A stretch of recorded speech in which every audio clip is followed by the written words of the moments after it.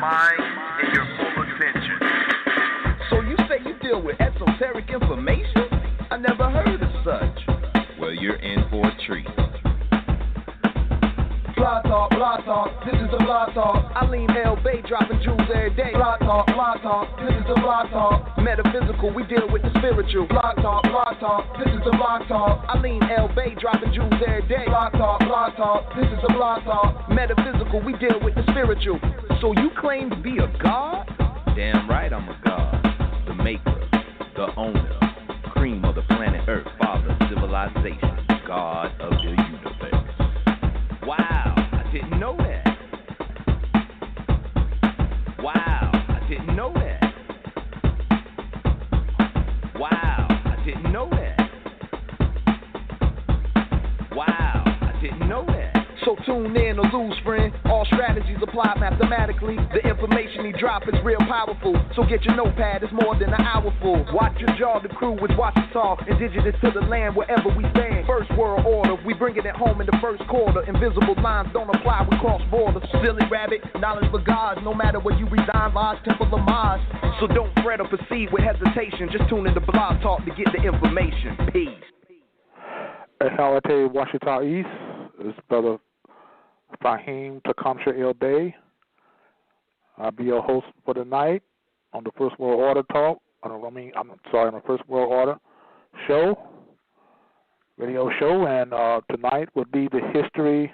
Our topic tonight would be the history of the Americas and the indigenous people of these Americas, and also about nationality as well.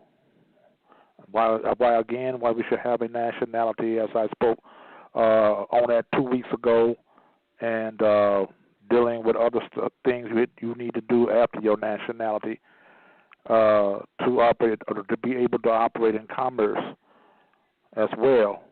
If you want to be able to build, if you want to serious about building a nation.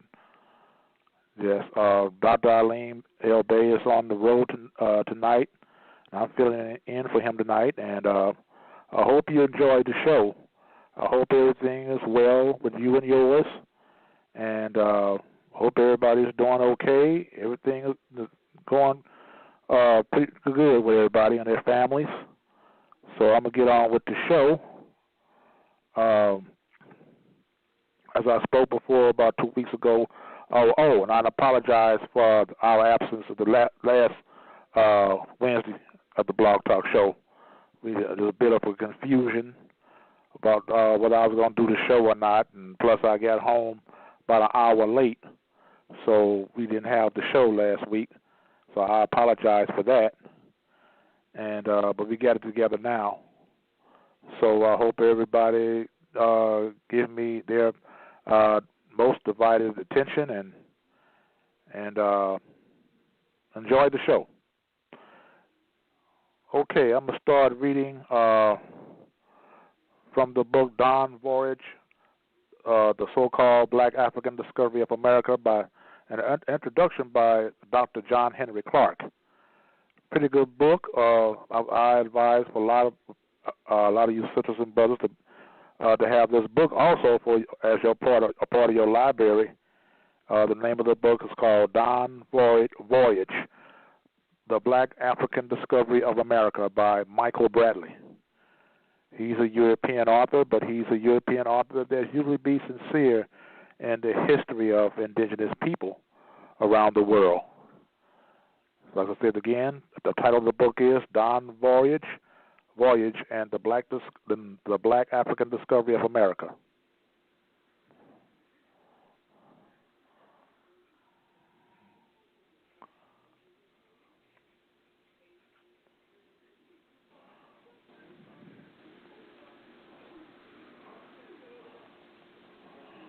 I'm going to read a few pages on the introduction by John Henry Clark, peace be upon him.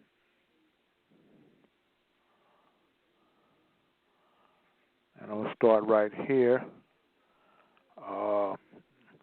Says here, in his book, Dawn Voyage, The Black African Discovery of America, Michael Bradley has put some of these fantasies to rest by pointing to little-known documents generally neglected by most members of the academic community. Michael Bradley, like Professor Ivan Van Sertima and others who preceded them in this field, has started the case in favor of pre-Columbian presence in the New World, like a defense attorney presenting evidence to a reluctant jury. At a time when a new curriculum approach is being demanded for the study of non-European people in general and African people in particular, the contents of Michael Bradley's book and his supporting documents could never be more timely. In the preface to his book, Michael Bradley makes the following statement. Several people who read the Black Discovery of America in manuscript form commented that it all seems obvious after the evidence for an early West African presence in the New World is presented. Invariably, even experts in African history have been led to comment along the lines of, why wasn't this book written 20 years ago? Also, sooner or later, people have asked me how it was that I came upon this so obvious idea, researched the evidence, and wrote this book.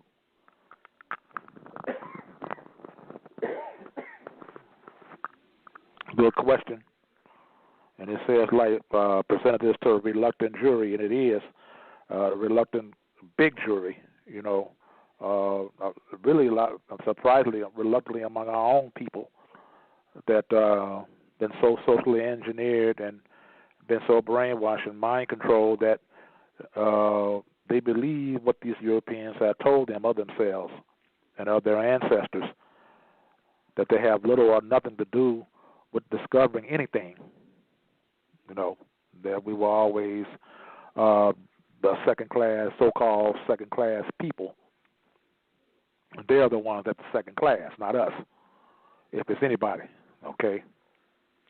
Says here, in most cases, in order to examine and understand any portion of Africa, there is a need to take a holistic view of the entire continent in order to understand the interrelationships of various African people and countries to each other. Like Professor Ivan Van Sertima, Michael Bradley goes beyond presenting information about the pre-Columbian presence of Africans in the so-called New World. In his book, he gives the reader some information about Africans in the lands beyond their respective countries. I'm going to stop right here. As you know, I'm reading this book, and I'm to the audience out there and those who are listening, and those who are listening, I'd like to inform you as well that we as Americans, or our Aborigine, Indigenous, Autochthonous people to this land, we've been here in the Americas long before not only the first European that set foot on the soil, but also the first African that put their feet on this soil as well, believe it or not.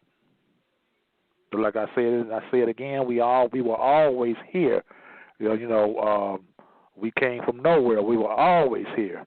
That was before the great drift or the break-off of continents, as we know as the Americas and Africas now, which used to be Pangea. If you want more information on this subject, you get on YouTube and Google the Washitaw Nation, or history of the Washitaw. Now, Washitaw, these are the Mundia Empire. Very interesting subject. Says here, one reason why we do not know as much as we should know about Africa is given by Private Ivan Van Sertima. He says that African history has been locked into a 500-year room. A scholarly look at the role that African people have played before and after slavery might well be the key that will open the figurative 500-year room so that African history can become an accepted part of world history. America was also locked up in a 500-year room about the Americans, about the American Aborigine people, which is us. It's been locked up in a 500-year room. But this book, mind you, has been written in 1992, but there's a lot of discoveries have been made since then, that we were the first that we were the first people, period, that inhabit this land. I hear a lot of so-called scholars talking about when the Moors came and inhabited some of the lands and mixed with us. This is some more nonsense. This is some more people that have not done their homework like they should have. They haven't done their research like they should have. We are all Moors. We are all tied to the land. We are Moors here in America that is tied to the land of the Americas, or the Almarocs. So, let me continue on. J.A. Rogers and Carter G. Woodson made able contributions to this field a generation before the appearance of Ivan Van Sertima's work. They came before Columbus, the African presence in ancient America. The early contributors got none of the attention they deserved, not even from their own people. What did I just told you earlier? Not even from our own people. A lot of us think that, surprisingly, think that, it's a bunch of hogwash.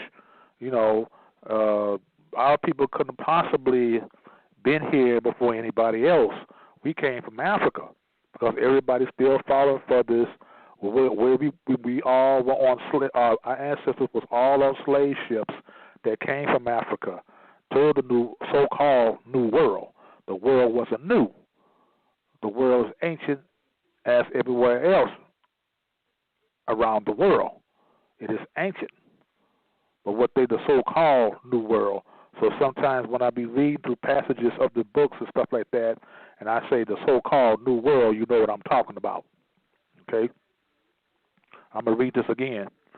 These early contributors got none of the attention they deserve, not even from their own people. Now, what different writers of different ethnic persuasion are writing well about the pre-Columbian appearance of Africans in the New World, or so-called New World. Maybe now the subject will get the attention it has long deserved. Africans may well be in the most dispersed of all world's people. There are a few places in the world where you cannot find evidence of the African presence or the African past. The most important thing to be noted that here is that in Africa's relationship with many people in many lands, we find little or no evidence indicating that the Africans invaded countries against the will of its original inhabitants.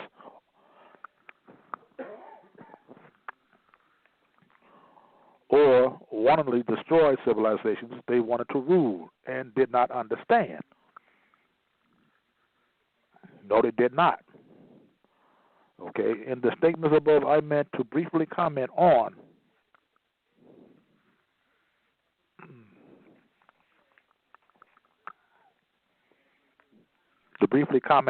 significance of the African and pre-Columbian America and the aftermath in order to let it be known that the Africans were not brought to America culturally empty-handed. In spite of their disadvantage and indentured servitude and in chattel slavery, they did establish a revolutionary heritage that is still reverberating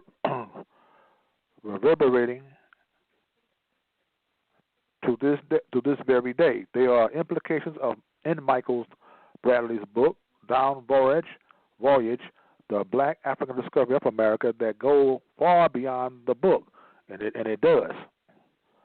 It really does, because we had kingdoms here already before the first African land set his foot on these shores. We had laws, structured laws. We had structure. We had order, which is where the Constitution of the United States come from. Now it's a contract between ourselves and the European government in order for them to do commerce in the Americas, or in North America, I should say. Okay. While this article deals mainly with the second impact of Africans on the Western Hemisphere, it is important that we look, at least briefly, at their first impact in the light of the old and the new evidence. The formal investigation to this subject was started in 1920 with the publication of Professor Leo Weiner's massive 3-volume work, Africa and the Discovery of America. In the first volume of this work, Professor Weiner shows that American archaeology on both the Africans and the Indians is built on sand and suppositions and the chronology of culture. Development for both of these people is totally out of order. He also shows that the Africans have had a greater influence on American civilization that has heretofore been suspected. The second volume of this work is a study of African religions and their influence on the culture of this hemisphere. His documents tend to prove, to an extraordinary extent, that the Indian medicine man owes his evolution to the African medicine man. Here we go again. The so-called Indian medicine man and the African medicine man are both one and the same. They are both indigenous people. And what a lot of the scholars haven't really discovered yet, that the so-called Indian was us. The so-called Indian came thousands of years later and found us here, then cohabit and mix with us.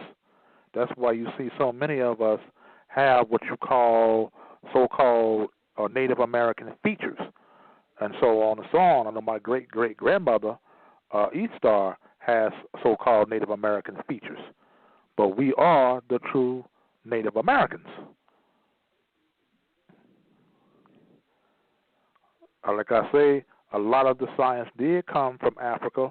I believe it did.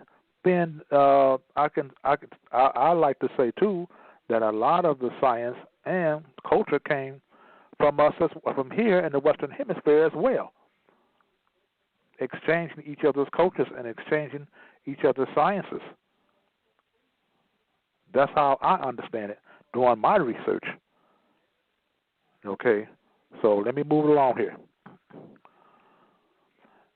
In explaining the diaries of Christopher Columbus, Professor Weiner calls attention to the fact that Columbus found a dark-skinned people in the Caribbean islands trading with the Indians.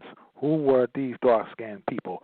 Columbus infers that they were people from the coast of Guinea, which is West Africa, which is what they call parts of Nigeria today. Africans discovered America long before the Europeans had any such dreams. In 1936, Carter G. Woodson published his book, The African Background Outline. This book had additional information on the pre-Columbian presence of the Africans in what is called the New World, so-called New World, or erroneous called New World. Dr. Woodson's observations are that several authorities during this time believed that Africans discovered America long before the Europeans had any such dreams, or long before the Europeans even exist on this planet. I can go further, okay?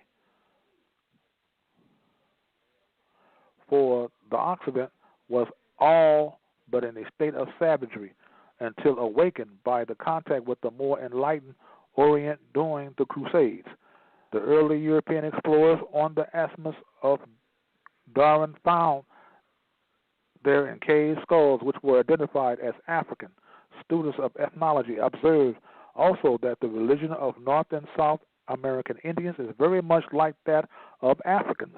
What did I tell you earlier? I'm going to read this over again. Students of ethnology observe also that the religion of North and South American Indians is very much like that of the Africans. Professor Leo Weiner had previously made the same observation in the language of the Indians. Moreover, are discovered certain words which appeared originally in the language of the Africans, such as canoe, tobacco, and bukra. These, however, must not be confused with African words like goober, yams, banjo, voodoo, which were later brought from Africa to America. By the way, goober means peanuts. Okay, in some of the countries of Africa. Okay, let me move along. The cultural and the philological evidence to support the claim that Africans on the West Coast rose to such a high level of culture and maritime skill is more apparent with each new book on the subject. The matter is out of the realm of pure speculation. It can be said with a high degree of certainty that Africans braved the roaring waters of the high seas and established relationships with the Indians of the Americas well over 8,000 years ago. The growing body of literature on the pre-Columbian presence of Africans in what is called the New World will eventually lead to an examination of the cultures of the various non-African people that were already settled in the Western Hemisphere before Columbus and European explorations. Most of these people have been mistakenly called Indians. That's right. They've been mistakenly called Indians. Because the word Indian actually goes to the word indigo, which means a dark color or dark complexion. Same thing in the country, what they call India, which is Hindustan.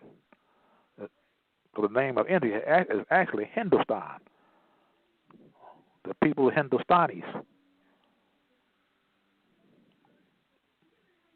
Actually, there is no real country called India, or real people called Indians. I mean, named Indians, not as in an original sense. No, those are named brands that was given to us and other people of the world by the Europeans, like the Middle East. There's no such region in the world called the Middle East. They call it that so they can disconnect a lot of the African people from the land of Africa. Middle East is another social artificial construct. It doesn't exist. Actually, it's Northeast Africa. That's what it is. I say it again, it's Northeast Africa, not Middle East. No such country or region. The cultural and philological, I'm reading this over again. The cultural and philological evidence to support the claim that Africans on the West Coast rose to such a high level of culture and maritime skill is more apparent with each new book on the subject. When you're dealing with maritime skill, you're dealing with people that have the craft or the skill of moorings. Moorings, Moorings, Moors. Because Moors, our ancestors were great navigators of the high seas, of the 7 seas. Actually, there's 32 seas of the world. But the major 7 was what they always talk about, the 7 seas. That was explained to me by Dr. Alim Bay. Okay? The matter is out of the realm of pure speculation. It can be said with a high degree of certainty that Africans braved the roaring waters of the high seas and established relationships with the Indians of the Americas well over 1,000 years ago. The growing body of literature on the pre-Columbian presence of Africans in what is called the New World will eventually lead to an examination of the cultures of the various non-African people that were already settled in the Western Hemisphere before Columbus and European exploration. Most of these people have been mistakenly called Indians. They had many names and a large and diverse culture that was deliberately destroyed by Europeans who did not understand it. You know, we had many cultures of different nation tribes, many tribal nations, many tribal nations of the North America, Central America, South America, and the Andaman Islands. The United Washitaw Didu Moor Nation Empire is the oldest. It's the oldest.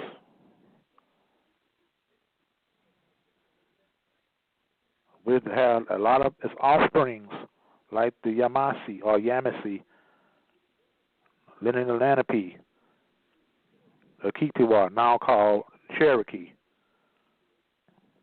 and so on, so on, so on, so on. Okay. When we discard the myth of the European as spearheaders of civilization, we might also learn that the European destroyed more civilizations than he ever built. This is very, very, very true. Some of these civilizations were old before Europe was born. If the Europeans had had the foresight and the humanity to form a partnership with these so-called Indian cultures, the history of the Western Hemisphere and the world would be different. If Michael Bradley's book, Dawn Voyage, The Black African Discovery of America, and other literature of this nature had called for a reprisal of the Africans and the Indians of the New World, then he was rendered a service to his generation and its generations still to come. By John Henry Clark, Professor, Emeritus, African World History, Department of African, Canada, and Puerto Rican Studies, Hunter College, New York City. Okay. This is dealing with part of the indigenous history of our people and our ancestors, because I feel like it's very important for us to know the history of our ancestors, to know who we are. You know, a lot of people call themselves many things, but you know, I can guarantee you this. I can guarantee you this. They wasn't calling themselves black. They wasn't calling themselves black, and like I said before in previous blog talk shows, First World Order shows, that we know black is an adjective and all this. I know those of you who are listening to this show tonight know better than that, so I'm not going to really go into that. But you know, black, the B-L-A-C-K, black, is Middle English. We know that and its origin go back to Blake or Bledge or Blecker, which means white, pale, or bleach. So, you know, I'm not going to stay on that, but, you know, I just decided to refresh some people's minds, or those who have first heard this before that's listening to this show tonight. This is who this is. This is who I'm saying this to. This is who I am talking to. Okay. All right. Okay. Start right here. These expeditions must have assembled the mouths of. No, I'm sorry. I got to go back. Okay, I'm starting right here. So during these expeditions must have assembled at the mouths of either the Senegal or the Gambia rivers, possibly both. And understanding of this magnitude would not have been forgotten to the intervening years before the Portuguese arrived.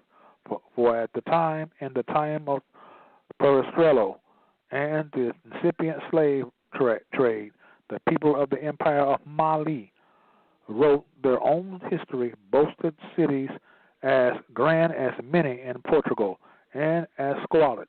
Their emperor possessed wealth beyond the imagination, but not beyond the greed of the Portuguese themselves, and beyond doubt, the Mali geographers possess a knowledge of the distribution of lands and waters upon the earth, more accurate than that of any European mariner of that time. For so it is written in the 10th chapter of the Amaris Masali al-Absad and in the observation of Abu Fida, 1273 to 1332.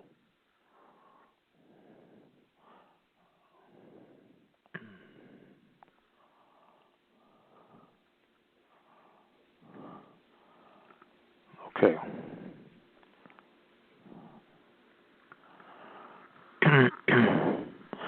It has been fashionable to believe that Columbus was ignorant of the fact that the land of 3,000 miles to the west was a new world, and he may be indeed have been so. But there's different opinions on that. Some say, and I'm on that opinion as well, some say that he already wasn't ignorant of the fact that he was heading for the Americas. He knew where he was going. Because you have to remember, after the fall of the Moorish Empire in Europe, a lot of these European adventurers want to know where were these Moors going. They all wasn't going to North Africa. A lot of them was going across the Atlantic Ocean. And what was across that Atlantic Ocean, what land or whatever, where these Moors were heading. They wanted to know. They wanted to find out. As they say, inquiring minds wanted to know.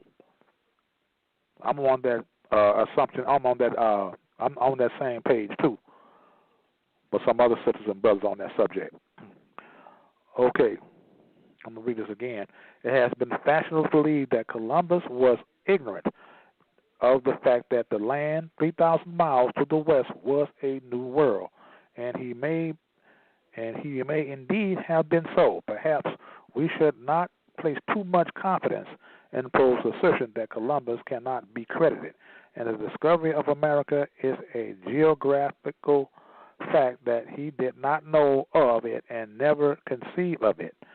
To his dying day, he insisted that he had reached Asia.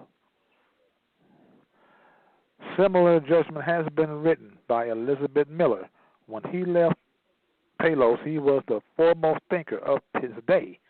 Well, when he landed in Whitelings Island, he was a bewildered, ignorant man on the threshold of immense facts, and Poe adds a threshold that he never passed. Perhaps, however, in the agreement signed by Columbus and the Spanish crown on April 30th, 1492, Columbus was entitled to take possession of and to govern in his lifetime any islands and mainlands he might discover before reaching Asia. The same maritime tradition that gave Columbus certainty of land west of Cape Verde may also have been given him rumors that high cultures flourished there. And this is what I'm talking about. And this is what made them curious. They want to know where these high cultures was at. What land? It was the Maghreb al-Aqsa, meaning Morocco extreme to the west, what they wanted to find out. That this land could hardly be the Indies mattered little to him. Whether they were civilized people, there were riches and trade, and his agreement with the Spanish monarchs gave him trading rights in addition to governorship. His insistence that he had reached the Indies when he had only discovered some tropical islands without high civilization was expedient and good business. He may have been perfectly well that he was nowhere near the Indies, but he also knew that locating the developed people of this new land would take time and further voyages. Columbus had to assure continued Spanish commitment until the riches and trade of this new land could be acquired. Furthermore, as early as 1489, the Gama flagship Ciudad Gabriel had sailed the Indian Ocean and directly connected the Indies with Portugal, so Spain was desperate to cling to any possibility that might result in her gaining a foothold in the Indies. I'm going to stop right here. You hear a lot of people were saying that the Europeans always knew that the earth was round. That's a lie.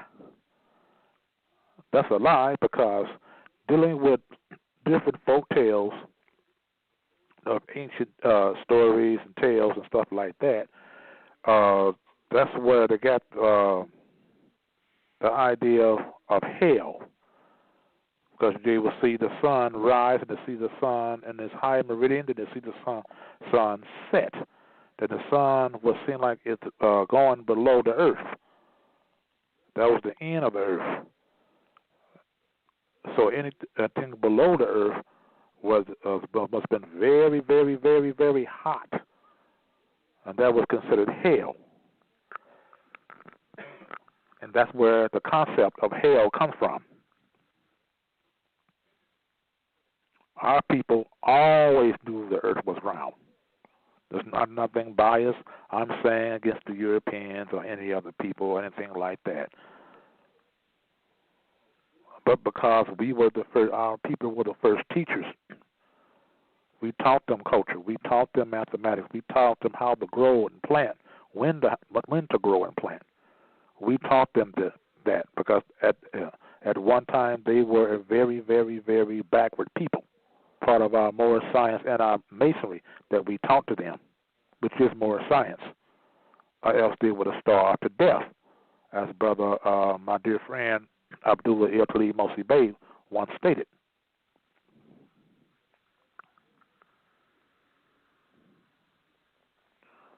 Okay, let me move along here.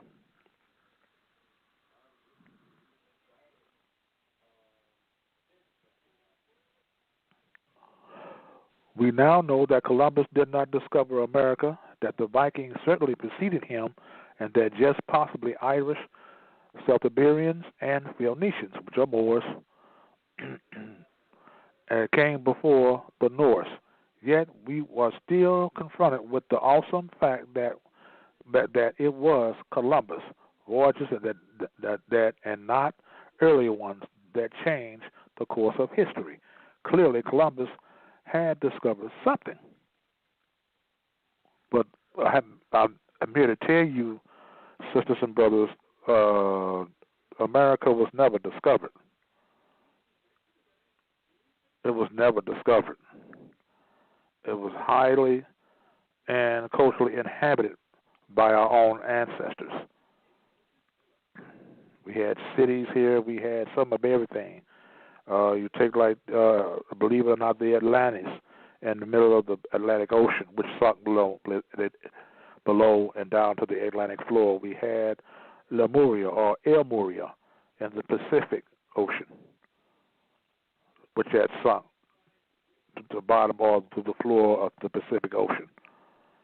These are our people, and the Hawaiian Islands, Marshall Islands, Mariana Islands, the Solomon Islands, Hawaii, all these islands are remnants of El Moria, the lost continent, or the continent of Mu, land of Mu.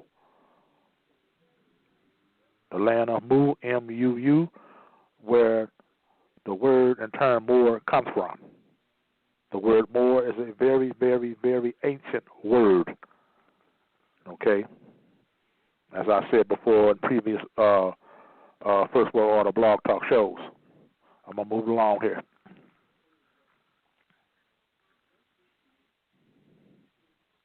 He was a gift to Spain and to all of Europe of a practical sailing route across the Atlantic in which the ships could find prevailing fair or following winds in each direction.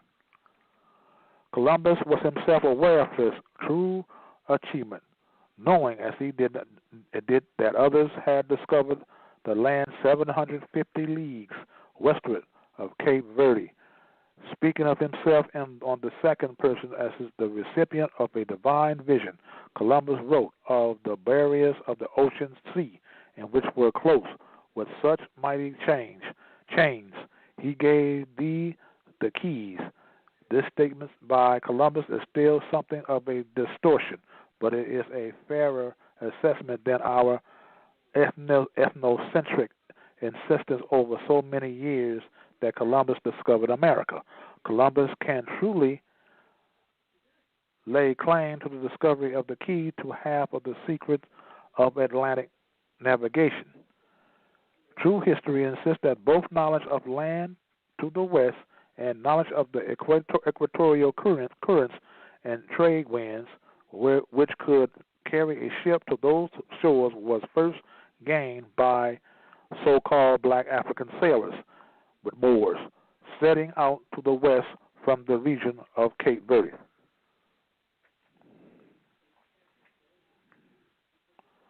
Only 150 years before Columbus' voyage, Ibn Amir Hajib asked Emperor Khakan Musa of Mali about a navigation on the Atlantic and received this reply. The monarch who preceded me would not believe that it was impossible to discover the limits of the neighboring sea. He wished to know. He persisted in his plan. He caused the equipping of 200 ships and filled them with men, and of another such number that were filled with gold, water, and food for 2 years. He said to the commanders, "Do not return until you have reached the end of the ocean, or when you have exhausted your food and water." They went away, and their absence was long. None came back, and their absence continued. Then a single ship returned. We asked the captain of their adventurers and their news. He replied, "Sultan, we sailed for a long time, while until we met with what seemed to be a river with a long current flowing in the open sea. My ship was last. The others sailed on, but as such of them came to that place, they did not come back, nor did they reappear, and I do not know what became of them. As for me, I turned where I was, and I did not enter the current." This doctrine of what can only be the trade wind-driven equatorial current is preserved in Amari's Masalik al-Absad's Columbus. The bestseller may be stumbled on to this account that but a story of the same substance could have come to Portuguese mariners from slaves taken anywhere in the neighborhood of Cape Verde. In either case, Columbus would know that winds and currents existed which would push ships westward, while in Iceland he could surely have noticed the prevailing westerly winds and the warm westerly current of the Gulf Stream. He could then reasonably conclude that the Atlantic could be crossed in each direction. This was the key to the barrier of the ocean sea.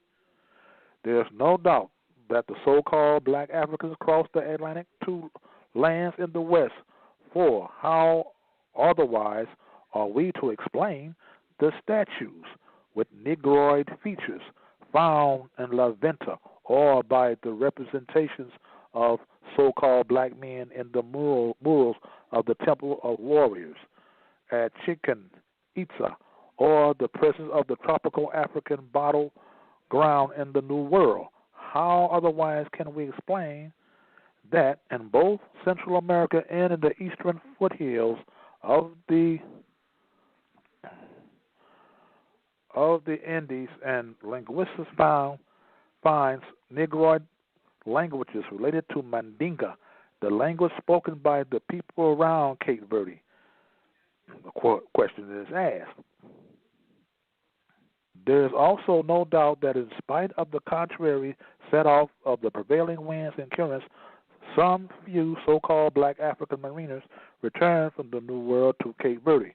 Otherwise, how could Khakan Musa, predecessor, be convinced that these were limits to the neighboring sea? How otherwise can we explain Columbus' conclusion that land lay 750 leagues westward of Cape Verde, a conclusion that it was not only correct but arrived at only after the Portuguese had reached the latitude and the people of Cape Verde? The evidence compels us to accept the idea that the success of Columbus' voyage owed much to the experience and acknowledged gain by so-called black mariners of Mali. But if we accept that, then we must also be prepared to concede that the so-called black discovery of America was the first such discovery of people in the old world from the east, for the statues of La Venta with negroid features date from the very beginning of Olmec culture, the foundation of Central American civilization.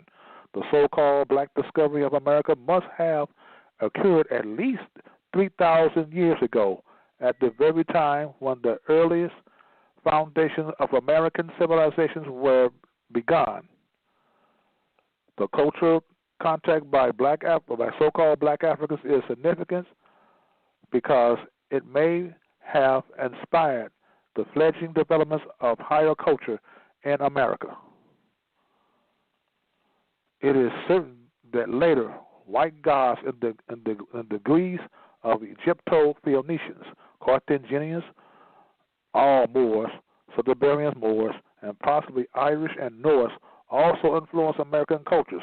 They are remembered in legends from Mexico to Peru. It is said that the numbers of these white gods were small, yet they brought civilization to the peoples of America. A handful of Mediterranean or Celtic Norse visitors could not have founded empires with populations of millions from Mexico to Chile. The white gods came and they brought civilized techniques, but it is equally certainly that only greater numbers of already highly cultured people could have adopted such techniques. There was culture in America before the white gods arrived.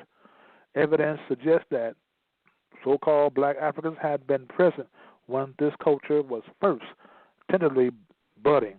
Others, mostly the Amerindians themselves, contributed to the full flowering of a uniquely Amerindian culture.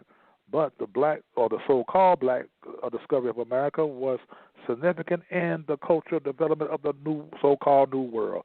It is also held significance for the cultural development of the Old World, for the so-called black discovery of land in the West around 1000 BC was never entirely lost, though it passed certainly or through the traditions of many people. Columbus and the Portuguese in the years 1450 to 1492 A.D. had the same knowledge as the Carthaginian Moors and the Egyptian Moors of also 500 to 600 B.C. and possibly earlier, as men of the Mediterranean crept out through the pillars of Hercules and out down to the west, to the African coast. They too would have come into contact with the marinas of Cape Verde and have concluded that there was land to the west. Egyptians and Phoenicians could have learned this about 600 BC when ships at Necho II circumnavigated Africa, handled the Carthaginians past Cape Verde in 530 BC on his way to Mount Cameroon. This knowledge was passed from the Phoenicians, their Moors, and their colonists to their Celtiberian Moors, neighbors to Iberia, and when some of these Celtiberians migrated to Ireland and became Celts, they took this knowledge with them. The land to the west came to be called Largalon, the land between the sunset, and in myth and legend it came to be known as a blessed land, and plunged Europe into the Dark Ages. Knowledge of Largalon was kept alive in Irish monasteries, escaping from the pain and sin of a collapsed world.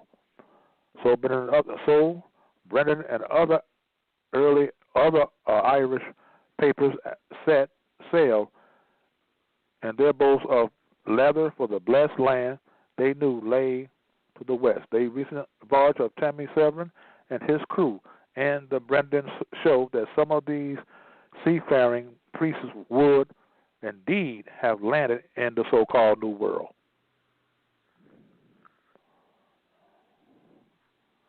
This is part of the book, or like I said, the book of the Down Voyage of the Black Discovery of America by Michael Bradley. Okay, I want to remind you again that we have been in this land of these so-called, all these Americas. I'm not going to say so-called, but Americas. Well, America and Morocco and Amurka and Amuru, all of the one and the same. So you have a lot of scholars. I'll give you an example. I have a lot of our so-called scholars haven't done their homework and enough of their research on things. I was talking to one lady. She said she's Moroccan. I said, oh, okay. You really know who you are. You know you're an American. You know you're the true American. She said, no, I'm Moroccan. I'm Moroccan. You know, I said, oh, okay. But I knew, I was saying to myself, she don't know that Moroccan and America are one and the same. It's just a sound shift in words. That's all. And I believe I touched on this on one lecture on the our First World Order show a while back. It's dealing with the linguistics and phonetics and the sound of words. As I said it before, you know, if you were saying artist, and in Spanish you say artista, but you're saying the same thing. Just like a lot of our earlier tribal nations in America spoke different languages, and we call certain things different. We pronounce them in a different way. You know, we may say it's like Amuruka, Amuruka. A lot of some of them were saying Amurika. You know, Amoorika. You know, Al Morocco, commonly known today as America. And I want to try to get this understanding to a lot of our listeners out here tonight. You know, I don't have a key machine I can punch people in. I'm still working on that. But I'm going to have comments, you know, on the show. All right, for people to give me their comments, you know. So let me move along here. Yeah, you can see like certain things in the Americas. Let's start right here. It says here, the green hell with a question mark. Okay, start here at the top here. Before he lost respectability in the scientific community, the later Ivan T. Sanderson was not only a leading academic and field zoologist with numerous discoveries of importance. To his credit, he was also a best-selling popular author and leader of two major scientific and animal collecting trips to the tropics. I want to mind the people. The name is Ivan T. Sanderson, not Ivan Van Sertima. I'm not talking about him. This is a different person. His name is Ivan T. Sanderson. So I want to get that correct so anyone won't get confused. All right. He was in Africa in 1933 and 34 and in South America in 1938, and he lives deep in the interior on both occasions. One of the Sanderson's accomplishments was more or less the invention of science of zoology. Pronounce this word, phytozoology, or the distributions of plants and animals in relation to each other and to climatic factors. As late as 1968, there was not an English language textbook on this subject, and the only guide to it was the notes and information presentations of Sanderson himself. These papers have been read by very few people, even specialists who should be interested, because by the time Sanderson got around to putting his thoughts down, he had already begun his long slide into academic limbo. He had become somewhat bitter as a result, and his writing had become a bit too disrespectful and informal to be digested easily by knowledge establishment. By the knowledge establishment. How was it that someone with Sanderson's credentials managed to be labeled a crackpot? The answer is that in years of training and more years of first-hand observation, Sanderson had come to the conclusion that much people and experts' knowledge, especially in the Western world, was often an inadequate and limited perception of reality and sometimes pure myth. One minor myth that inspired modest bouts of Sanderson's indignation was the popular myth of the jungle. Jungle was originally a Persian word applied to low and scrubby on hillsides. They impeded the passage of men and horses. The British took over the word and applied it incorrectly to the tall equatorial forests of the tropics. The thinking must have been that since these forests were sufficiently different from their own, they wanted a foreign name. So, in other words, jungle is another social artificial construct. Okay.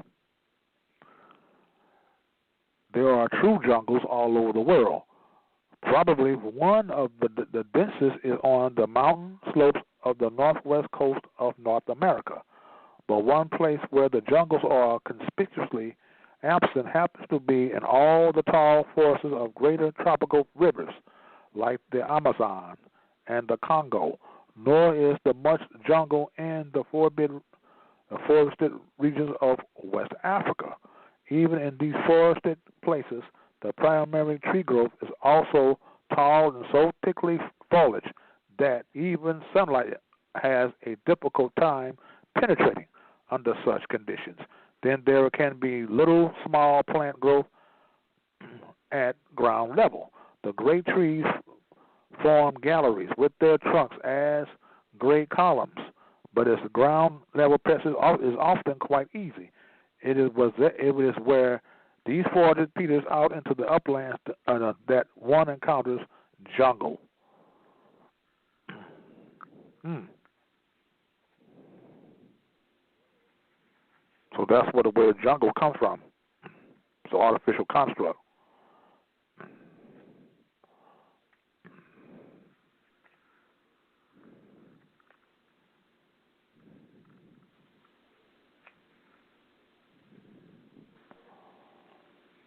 This is part of the history of cultural background, historical background of our people in the Americas.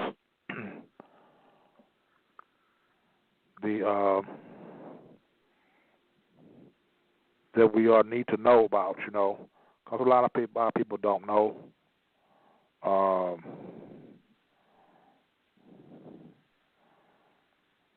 You take, for instance, I always talk about the Washitaw Empire, the history of the Washitaw tribal nation empire. And here's the question, and this little pamphlet here is, what is the question is, what is the origin of the Washitaw? Okay, I'll read this off to you here. See, they have a picture here called the Anzago. The Americas were joined together, or joined to the continent of Africa. The African-American continent was once joined together as called the land of Pangea, or Pangea, until the great drift or split. Okay, I'm going to read this here. The Washitaw Moors have always been here. The Great Spirit created us in this land. Mu, spelled in parentheses, M-U-U, granting us divine rights and protection, in spite of a history that says the original inhabitants were decimated by the diseases imported from Europe.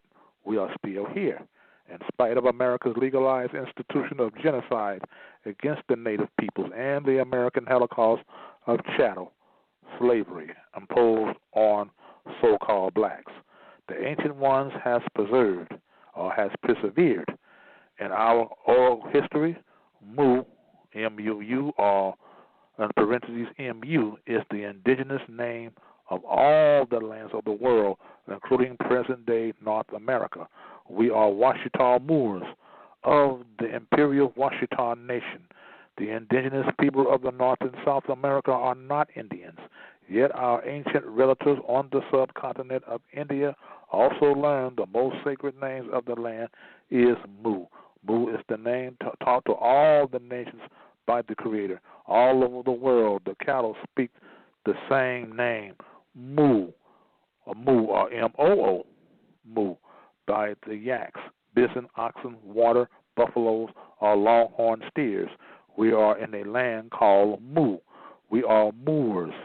The M-U-U, then the U-R-S was added, the U-R or the R was added to it. We are Moors. We were here long before Africanus and Amerigo. With Africanus, I want to explain on this Leo Africanus or Scipio Africanus. That was a title. That wasn't actually their names. And as far as Amerigo Vespucci, that was not his name. His name was Alberto Vespucci, not Amerigo. How could they possibly name us? We are indigenous. We are a part of the ground. We are the Sun people. We are the ancient ones. The international law, which is merely natural law, applied to nations, respects the sovereign territorial rights of people based on immemorial occupation and possession of their native lands. That these who tried to conquer our lands had to create a false his story, meaning his, H-I-S dash story, that supported the notion that there were no indigenous inhabitants of this land. To acknowledge the presence of the ancient mound or pyramid building societies would forever prevent the invaders from claiming these lands as if occupied by savages. The cultural arrogance, imperialistic greed, and bloody hands of the invaders would not allow for the truth in their accounts of his story. This is the part of the story of our indigenous history. Some people say, I was watching some on YouTube, they say that if you can know it, you can know a lot of things. The thing is, you have to prove it. And it says here, how can you prove it? The term ancient ones can be taken literally. The Washitaw have a history of longevity and common lifespans were over 100 years. Charlie Grant walkers reportedly reached the age of 150 years. This sustained a perpetual oral history that was passed down firsthand through the generations. Witnessed the testimony of Susan Garrison Hill, the daughter of the late Reverend R.C. Garrison, herself reported to be over 114 years old. Coupled with this with nearly 30 years of research by the Empress, directed by her grandmother, and we find an unquestionable capitulation of facts that will revolutionize the teaching of history forever. The Return of the Ancient Ones contains authentic copies of the treaties, maps, conventions, Supreme Court cases, and other legal documents that will silence the staunchest skeptics. Some of the longest cases in the early history of U.S. courts involve the heirs of Henry Turner, which Turner is Tunica in the Aboriginal indigenous sense. The Turner is the English word of Tunica. I want y'all to understand that. That's where the term or the name Tunica comes from. It comes from the word Tunica, which is an ancient word which means the people. Okay, I'll read this again. Some of the longest cases in the early history of U.S. courts involve the heirs of Henry Turner in the United States. A thorough review of these cases would verify the legitimacy of the Spanish land grants and the rightful claims of the Tunica or Tunica heirs. The fact that this area was intentionally set up as a separate entity from the United States and never to be settled by Americans, or what you can say so-called Americans, or by Europeans. Because again, I say we are the Americans, not them. And when you say that, when you call Europeans the Americans, you just gave up your birthright. You just helped them steal your birthright from you. So don't keep calling them Americans. Even some of them would say, I'm Irish American, I'm Italian American, I'm Polish American, etc., etc., etc. Well, I let them go ahead and say that, because that actually means, when they say that, actually means that they're, say for instance, when they say they're Irish Americans, they're saying that they're people of the descendants of Irish immigrants that came to America. That's what they are saying. So they're not really saying they are really Americans. They are admitting out of their own mouths that they are not Americans. Italian Americans also, you are descendants of Italian immigrants that came from Italy as foreigners, or pilgrims, or make that pilgrimage, or pilgrims. Look up the word pilgrim in any dictionary, and you find out what pilgrim means. It means foreigner. I explained that in other First World Order blog talk shows, so I'm explaining this again, because there may be that some people that are listening to the show tonight might not have got this information. It may be their first time listening to the show. All right, let me move along here. It's an explicit condition of the Maison Rouge land grants. U.S. congressional records from the early, let me turn the page here, from the early 1800s, confirmed that validity of the Maison Rouge land grants. After several years of litigation, the U.S. attempted to have the matter heard in the U.S. Supreme Court on June 19th. You hear what I said? On June 19th, 1848, the Tunica heirs won the court case that affirmed them as the lawful owners with good title, securing the land rights of the Empire Nation forever. The United States Supreme Court could derive no jurisdiction in the matters of foreign agreements. Only the laws of Spain could hold jurisdiction over contracts originated and constructed by its sovereign government. The U.S. desperately tried to coerce the Tunica heirs into relinquishing their claims, which they declined to do. See, I'm saying, let you know, these are actually, you can find these documents in the Library of Congress. You know, I heard one brother on YouTube saying, I'm not going to say his name, but he's a very popular brother. And he's pretty good, pretty sharp. And a lot of his esoteric works and history and religion and science and all that. You know, I'm not going to say his name, but he was talking about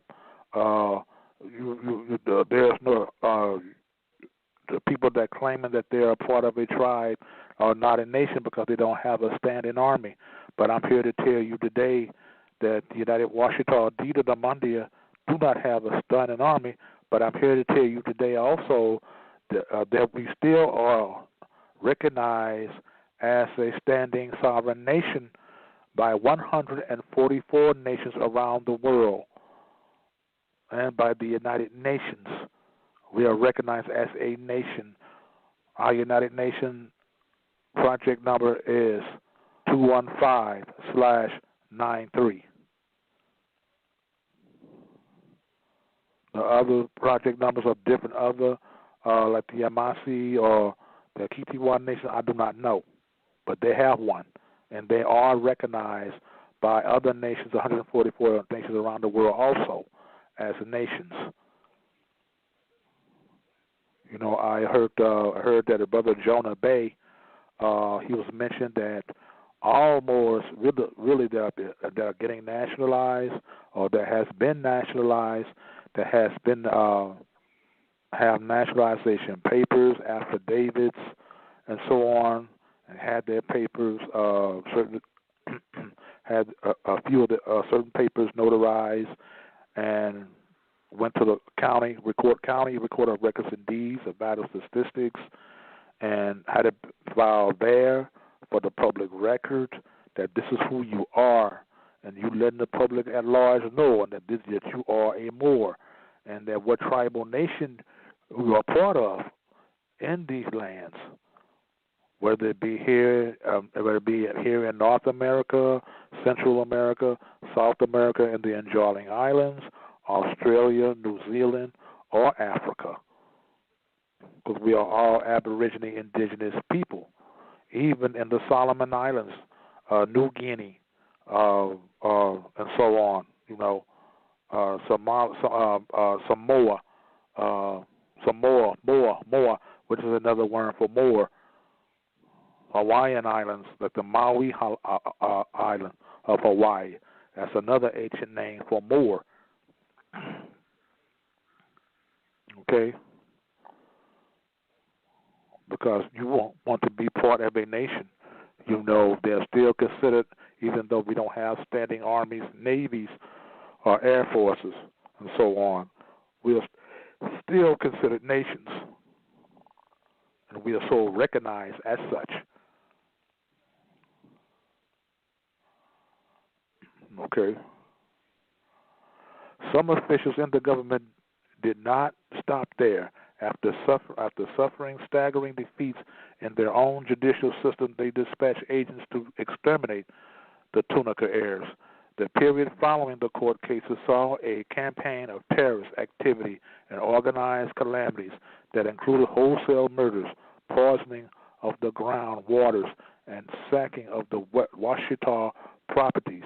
New laws were hurriedly passed, enticing so-called Americans that call themselves Europeans to slaughter the ancient inhabitants and take their lands. Eventually, once it was thought all the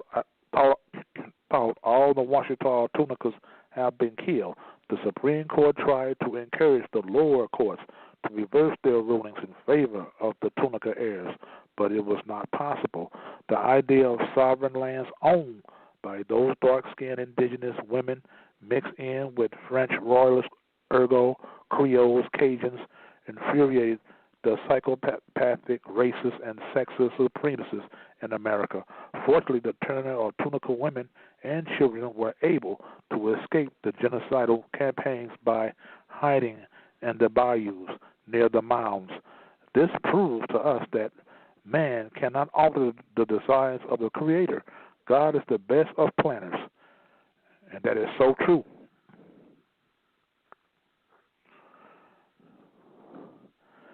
June 19, 1848 is the true beginning of the first June 19th celebration.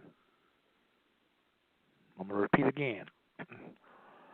June 19, 1848 is the true beginning of the first June 19th celebrations. I'm saying this for you Moors that are conscious enough to know what the Juneteenth celebration every year that we celebrate, what it really is.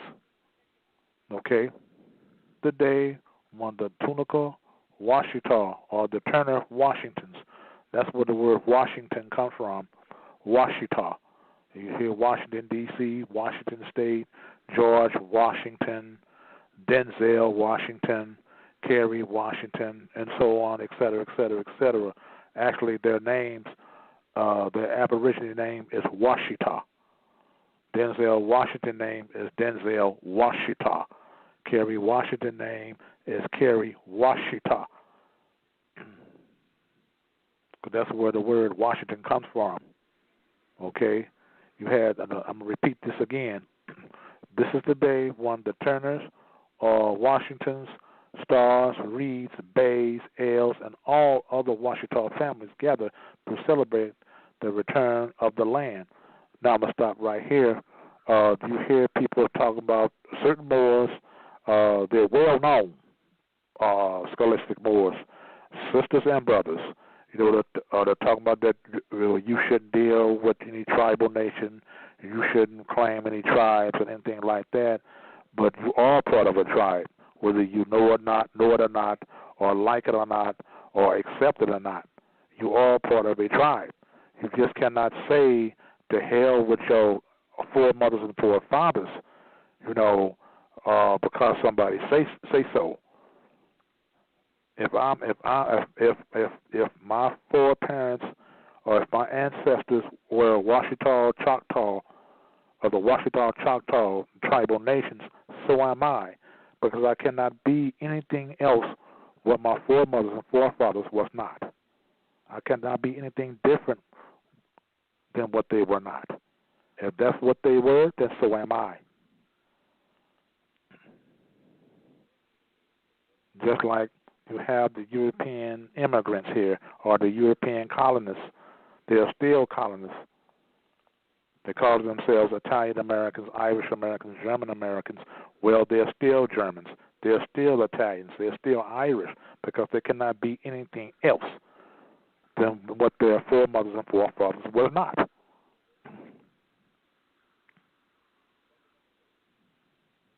Period.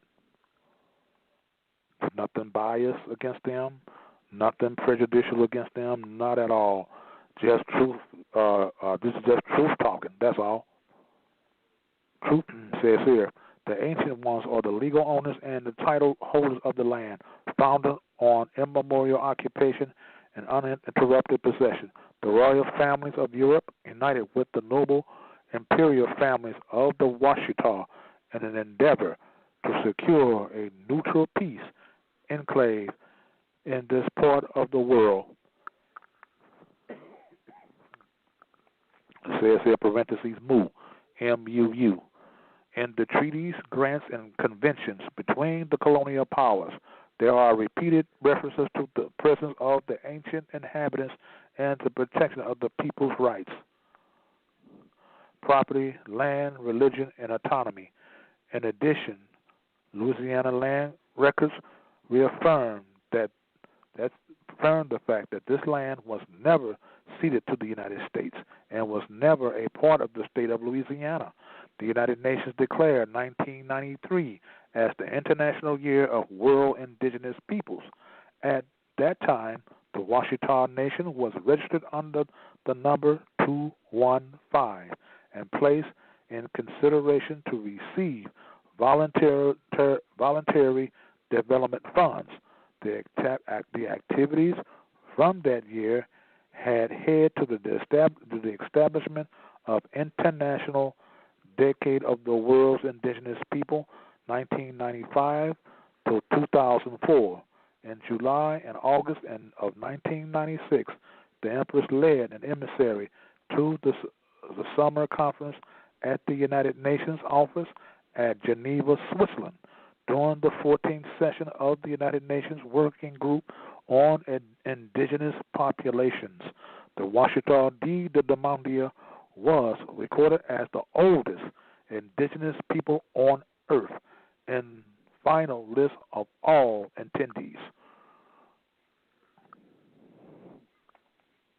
I hope everybody got that. I hope everybody got it. Okay? This is why I say a lot of us must get nationalized. Nationalized is the order of the day, you know. And you, know how to file your papers as well. You know, you want to know how to file your papers and which papers to get notarized and which papers that you don't have to get notarized, because you don't have to get all your nationality papers notarized. You can just take all, just a few papers. I'll be right back. I'm going to get my nationality papers, and I'm going to tell you how to do that. Hold on for a minute. Just be patient with me, okay?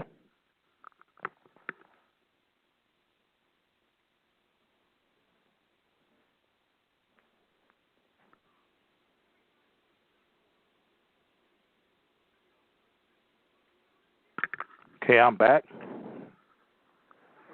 That didn't take long. I'm going to kind of share with you what to do when you take your nationality papers and to get, notarized.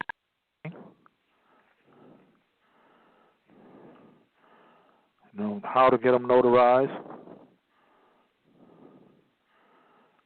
Certain papers you have court documents on. Here, the affidavit, you have a paper affidavit, declaration of citizenship.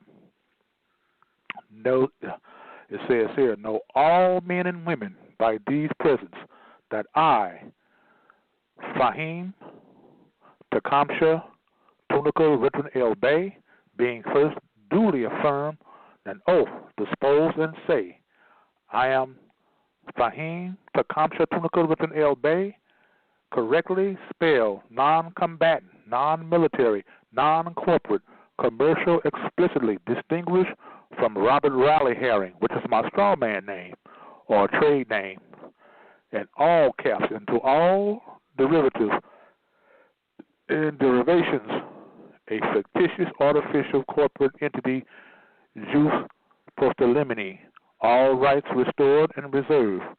Says here, my straw man name, Robert Riley Herring, has been claimed and leaned in favor of free national name. My name is now Fahim Tecumseh Tunica Richard L. Bay. This is the paper's one I was just named Richard L. Then I was Fahim Richard L. Now I'm Fahim Tecumseh Tunica Richard L. Bay. Okay, this is my name. I carry. This is my private name. I carry for myself today. Okay, this is my private name. Okay, let me go on here. The national name of the owner, otherwise representative, secured party, living principal, holder in due course of the debtor ens legis. It says here, I'm gonna say Fahim Tecumseh Tunica Richard L. Bay is the trustee and the third party intervener. The U.S. corporate court systems are under the Uniform Commercial Code at federal level and the state commercial code at state level, thus making the U.S. corporation the holder in due course. Therefore, the party is free from all claims, all defenses by all parties, and the debtor, meaning fail to state a claim upon which relief may be granted. All claims made against me, both civil and criminal, are instituted in the straw man's trade name, which is held in the custody by the state register. According to the Black's Law Dictionary, abridged 6th edition, dummy, adjective, sham, make-believe, pretend, imitation, or straw man. This is what they tell you, in your affidavit, declaration of citizenship. So you get certain papers. I'm going to tell you what papers to get. Also, this affidavit is also a court document that I just read to you. It is a court document. It's on file in the courts. So it is law. I have law behind it. Okay?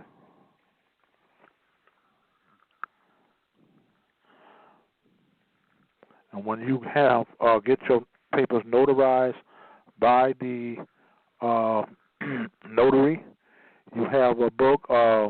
You have the page here. It says authentication and appropriate persona juris. That means in my own proper person or my own right, in one's own proper person and one's own right. That's what that means. And you sign your name here, and a notary will sign his name and put this stamp it with a stamp of approval of the state you domicile in. You have to get notarized. Not all of your papers, just certain papers. Just want to tell you that so you won't call yourself trying to notarize all your papers, and which is not necessary. But when you go to get your papers take them to the county recorder of records and deeds and vital statistics, then you take all your papers there to be on the public record. All of them. That's first. What you do.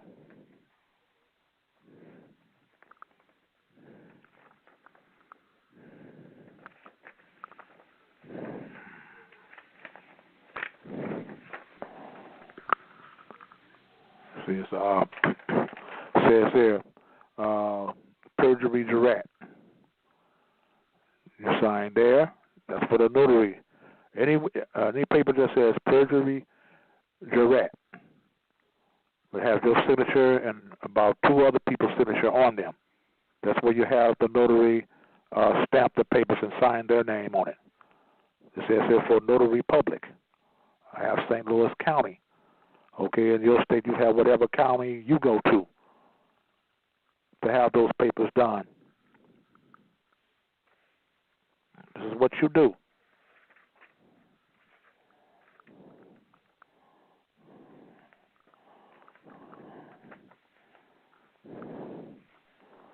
I'm just showing you just a few of my papers, give you an idea of what you need to do, because some people don't have directions or a person there that can direct them how to publish or how to file or put on record their nationalization papers,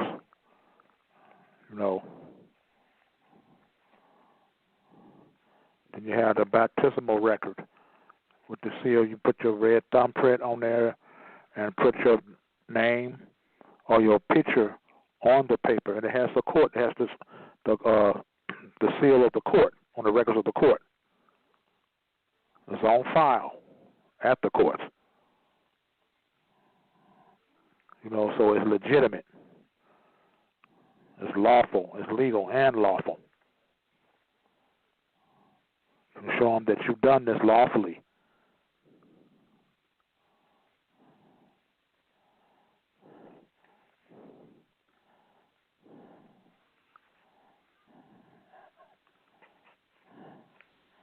Like I say, these are certain papers you show. Like you get your perjury jurat. Those names, those words right there, those you have the notary to notarize them. Again, when you go and get them filed at the county recorder of records and deeds, and write up the statistics, all your papers there to be filed there. And then you take it. Then after a week or so, they send your papers back, and they haven't what you say, rejected your papers or denied your papers, anything like that in 30 days, that means all them papers stands at law. They are lawful. And now you can go to the circuit court or the court clerk office. And some states don't have common law, so maybe you have to send your papers back to whoever who nationalized you. Maybe the state that they domicile in have a common law jurisdiction. Then get your papers filed get your papers on file in courts there, because it doesn't make any difference what court you file your nationality papers at. Doesn't make no difference whether you stay in Alabama and you get it filed in a courts in New York. It doesn't make any difference. A court order is a court order.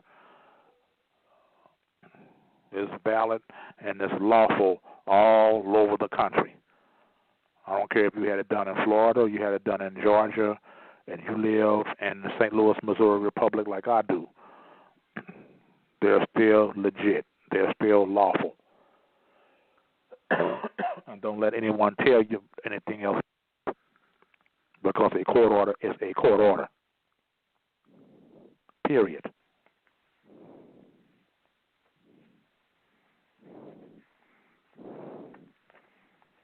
These you have to do before you go into anything else, and you must definitely understand and study your nationality papers. Study them. Study the words like autonomy. Autonomy means you have the right to be self-rule yourself. Things like that. Indigenous, meaning inhabitant or native to the land. That means natural people of the land, like a natural plant or anything that's natural to the land, including yourself. That's an indigenous man or woman or child. The Aborigine or Aboriginal. Aborigine is the word where Aboriginal comes from. I consider myself an American Aborigine Indigenous Autochthonous American. All that really equals more, meaning attached to the land. That's what more means. Land-connected people. Asiatic means body of people. Okay, now I'm going to read something here. It says here in a book by Taj Tariq Bey, it says here, Moors and Mexicans and other. Moors, Mexicans, and other. The Almorac, North, South, and Central Al-Morocco, South Al-Moroccan Indigenes, or indigenous, okay?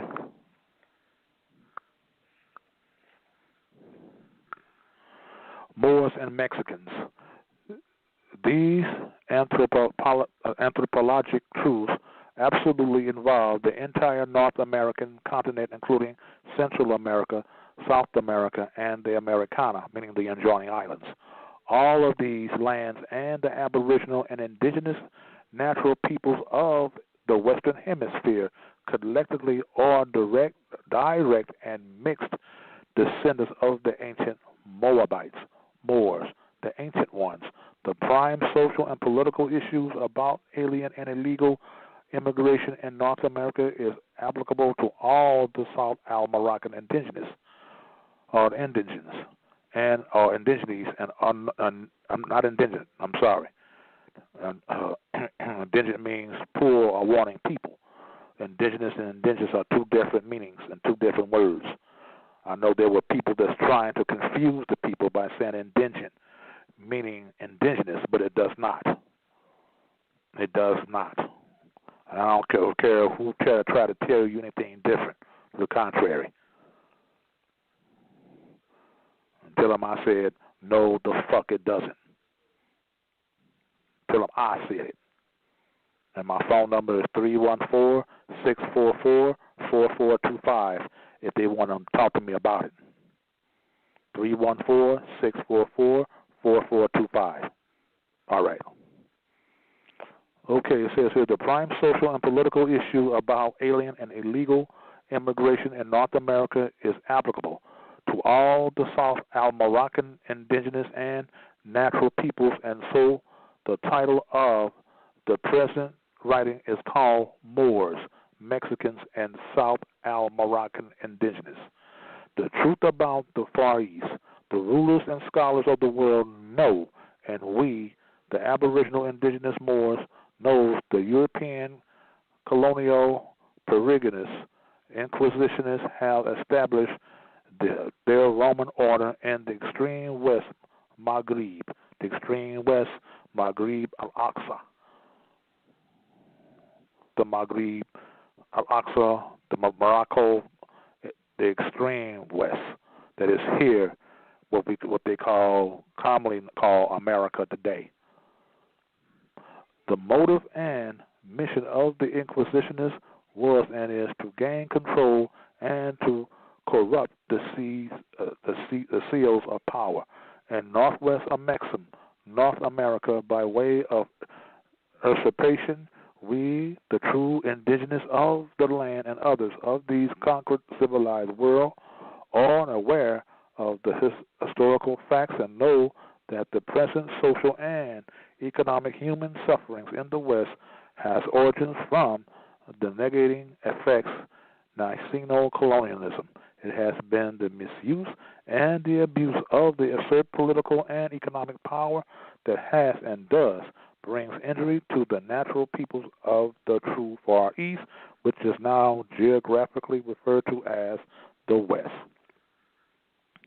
It must be noted that this was a political act and not a mathematical calculation determined by true astrology and astronomy. The Northgate territory, North America, and its natural peoples were, are, and is the main political conquest target for the Niceno-Constantinopolitans. The geographical location was anciently referred to as the Fountain of Youth. The Far East, however, the truth of geography and the history is not taught in the public schools, nor in any of the public institutions held under Demo-European control. The ancient truth of the real Far East is that it is located in the zodiacal sign Virgo, which reaches its highest degree in the deep waters of Boston Harbor and off the western coast of Florida, the land of flowers, northwest of Mexico, North America. So he's dealing with cosmology and the location of northwest of Mexico, which is America, and the planet zodiac sign or constellation stars of Virgo. Study your zodiac, different zodiac constellation stars, of the 12 constellation stars, and you can see what has been said here. All this are both synonymous. All these are related, and you must study this. For you to be a Moor, and for you to, you must know what tribal land, what tribal nation you belong to, and you are part of the tribal nation of the land you are part of in these in this part of North America. You must know this. You must have knowledge of this. You must have the science of this, and you must know the science, the cosmological science of it. For you to grow as a nation, you must know how the nation works. You must know how the Western Hemisphere works. You must know the order of the planets, the sun, moon, and stars. You must have knowledge of the universe. You must have knowledge of it. That's what those of you in the Nation of Islam, sisters and brothers, that's what they give you your actual facts and your student enrollments.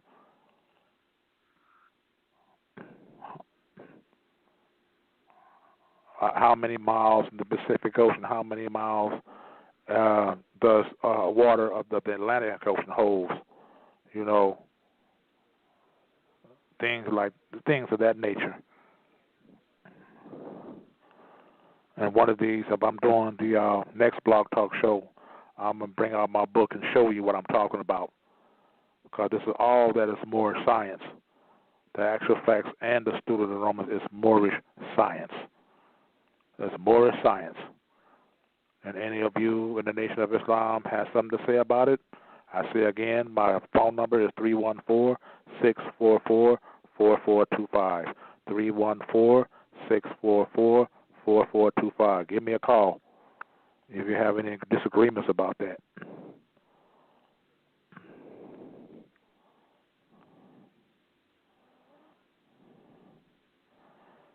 Because Moor means connected to the land. You are Moors as well as I am. And you are a Moor by birthright. You don't have to join a Moor science temple to be a Moor. I know you hear different sisters and brothers talking that nonsense. And that's what it is, utter nonsense. You are Moor by birthright, by birth. You don't have to join no temple. That is a lie, a blatant lie. Okay? The ancient truth of the real Far East that it is located in the zodiac sign Virgo, which reaches its highest degree in the deep waters of Boston Harbor and off the western coast of Florida, the land of flowers, northwest of Mexico, North America. The climax of the zodiac sign Virgo is 180 degrees east longitude, which is geographically the Far East. As scientifically possible, the Demo-European man is 180 degrees meridian. The international dateline is politically motivated geography as drawn by them in 1884. The true and natural people of the Far East, the dark-skinned, thick-lipped, kinky-haired Moors, now with ignorance agreeing to calling themselves Negroes, have by progenitor responsibility the burden of returning to truth and to civilization. They will have to re-educate the masses of humanity back into their true history and natural laws, zodiac culture. The pale-skinned, Paleolithic, Franciscan nation of people have distinguishedly miseducated the world, Inquisition, and changed the courts of human even with their pens. After burning books on a massive scale, they have successfully twisted and distorted true history, juggled and changed the mapamundi, or the world map, and have altered the names and the locations of nations. Global geography was modified to such a degree as to send the civilized world into a complete state of utter confusion. If the Demo Europeans had not achieved this worldwide destructive feat, it would have been impossible for the Niceno Inquisitionist European colonists to rise to dominance and rule the world for their first time in history. The Niceno Demo Europeans attacked the North Continent,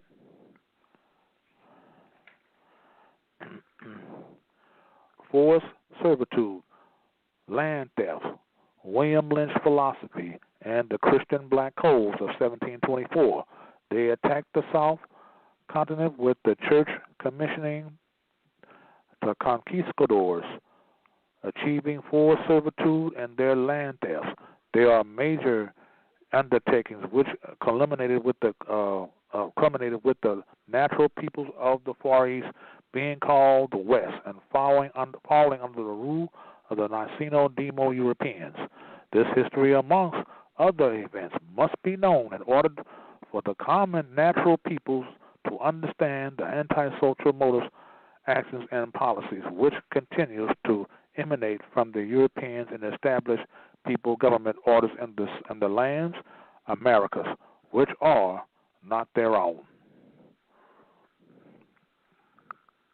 See, a lot of people, and I know sometimes it's seen to a lot of Moors, you can say conscious Moors that are conscious of who they are, and it's saying that they're reaching our people. It don't seem like we really making a dent into our people as far as nationality and the understanding and the recognizing themselves who they are. That's one of the big reasons, because you have a lot of people out here that's confusing our people and making this hard, very hard for us to reach our people like we should. You have people like in different so-called black organizations, like the Black Panthers, and all other groups, the Pan-Africanists, my thing on that is, if we're going to be a Pan-Africanist, you need to be a Pan-Americanist. But that's what you are. You're an American. You are an Al-Moroccan. If you don't have any direct lineage in Africa or any other countries in Africa, then you are not an African.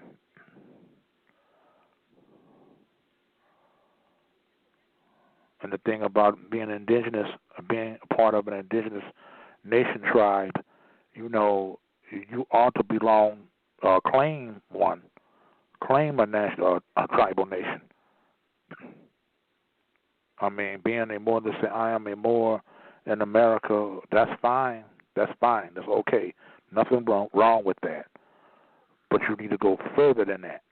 It's just like when an African from Kenya, Uganda, or Guinea, or et cetera, or any other African nations come over here, they very rarely they'll say they're African. They always say they are Ugandan, from Ghana, or Kenya, whatever, and then they'll tell you what nation, tribe they belong to, and they tell you what's the name of that language that they speak of that tribe, part of the land their tribe preside over. That's what we should be able to do. Same thing on Australia and New Zealand. That's what we all should be able to do. We should be able to go farther than that. Like I said, just tell them you're more. Okay, they can see that you are more, and they see that you recognize yourself as a more. They see you recognize what tribe do you belong to. I don't like using the term tribe. I like using the word nation. I use the word what nation you belong to. That's what they're going to ask you. Because they will tell you what nation they belong to, whether it's in Uganda, Kenya, or Guinea, whatever, or Zaire, or Botswana,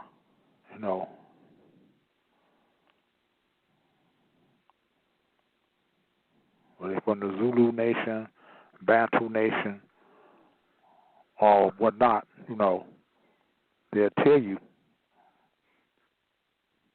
and they can speak the language of that nation, or that tribal nation. And that's what we should be able to do.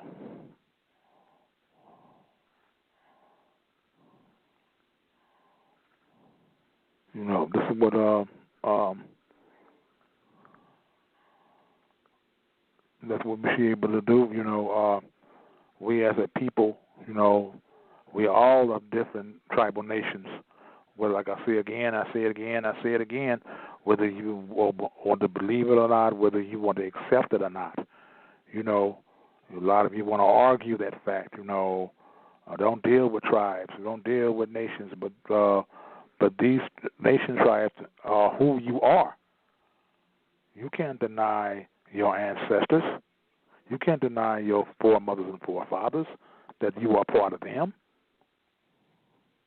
What they were, you are today. And that's not disputable.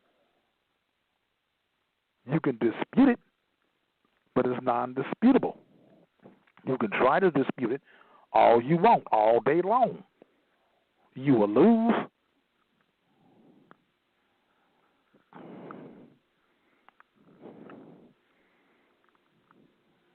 I just had to put that out there, and I hope it should make sense to most of the audience and that I'm speaking to tonight.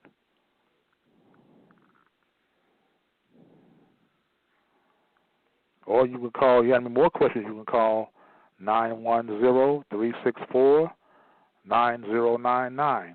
910-364-9099. That's Dr. Alim's number. You can try to talk to them.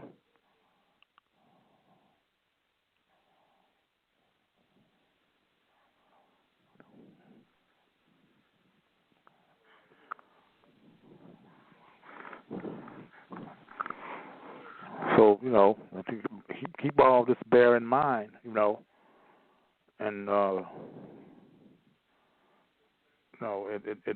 just think about it real hard. Who you are, like you're Puerto Ricans, you're Boricuans, not Puerto Ricans. Same thing, Puerto Rico means Richport, and you get a lot of Boricuans know that they are not Puerto Ricans. They know they're not, and they're Moors too. Some are amalgamated Moors, as some people want to call them. Go to show you all the confusion. You got people in the so-called Puerto Rican community that dislikes just because their skin complexion is lighter than the other ones. They're even a prejudice against them. And it goes to show you that the Willie Lynch syndrome has done a masterful job on our people. A masterful job. where they have us hating ourselves. I don't want to date this man 'cause he's too light, or too so-called light. I don't want to date this woman because she's too so-called light. I don't want to date this woman because she's too dark. I want to date this man because he's too dark. Oh no, he's too black. Oh, she's too black. See how the Willie-Lynch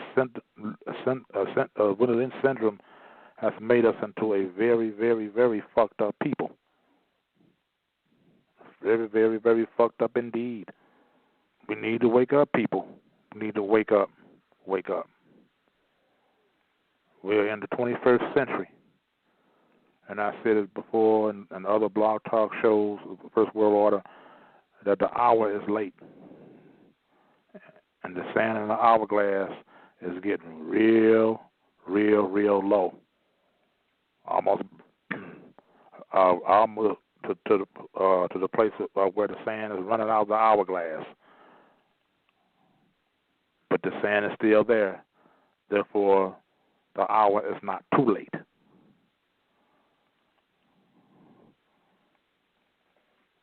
A lot of us, if we don't hurry up and get nationalized, everybody worrying about these UCCs, the UCC, non-UCC filings, these authentications, these birth certificates, the executrix and executive letters.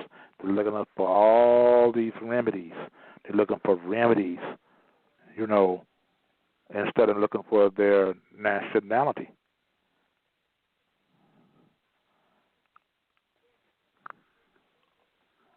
If you need to get nationalized, you need to have a nationhood. Because if you don't, you're going to be out there.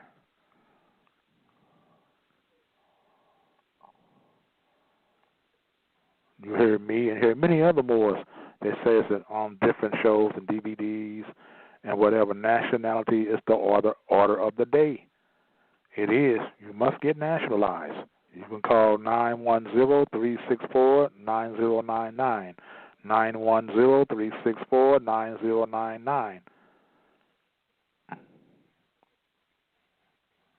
Tell them you want to be nationalized. You can call 314-644-4425. 314-644-4425. I can direct you how to get nationalized. Either one of these two numbers. Now, this is the number one thing that you need to do first before anything else. Like the prophet said, if you don't do anything else, get nationalized. Okay? It says here, Delinquent is the proper name of one of the major islands of the ancient Arawak tribe, but was renamed Puerto Rico by the bloodthirsty Christian invaders under the leadership of the blue blood Singer Azul of Juan Ponce de Leon. Blue blood refers to the blue color of the veins showing through the Europeans' albus complexion skin. So anyone you want to know where blue blood comes from, that's where it came from. I'm going to read this over again. It says that the term blue blood refers to the blue color of the veins showing through the Europeans' complexion skin. That's where the term blue blood comes from.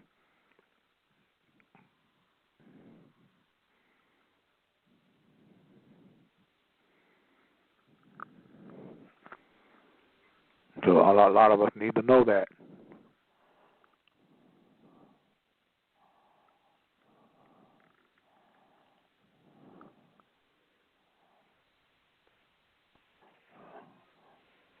So don't have long. Like I say, I hope. All I want to do is share what little bit I know. I don't mean to insult anyone. Only I wish to educate. Because what I have for myself, I want for my sisters and brothers.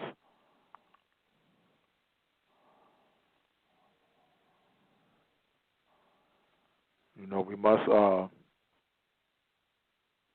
Whatever we know, we must educate each other and educate our children and their children's children and their children's children's children. So when we do raise a nation, we want our nation to raise our nation successfully and never to fall again. And I say to you now, Hawate Washitaw East, Isla Fahula Nasu. How is your spirit today, brother? Or I can say Isla Fahula Nasu Ma'ata. How is your spirit today, sister? I want all y'all to be in good spirits. All right? Bawasamasu. Peace. I'm out, family.